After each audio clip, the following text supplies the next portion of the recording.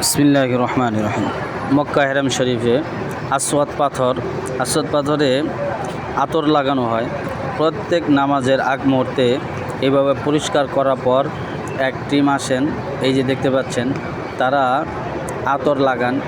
দরজার সামনে লাগাবেন, রুকিয়ানির সামনে লাগাবেন, মানে যে সেই জায়গাতে মানুষ দোয়ার স্থান এবং কি চুমা দেন, ওই স্থানগুলোতে তারা এইভাবে পরিষ্কার করার পর আতর লাগিয়ে থাকেন। এক ভাই এরকমভাবে সুন্দর করে ভিডিও করেন যে এটা যেহেতু আমরা যেরকম দেখতেছি এরকম কর্মকর্তাও রয়েছেন যারা কাবা শরীফের আশেপাশে কীভাবে কাজ হয়, কীভাবে হচ্ছে, কতটুকু ভালো হচ্ছে, এভাবে নির্ণয় করার জন্য তারাও এটাকে ভিডিও করেন।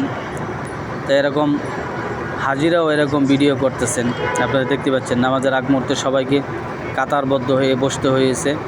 এখানে সবাই দেখতেছি আমরা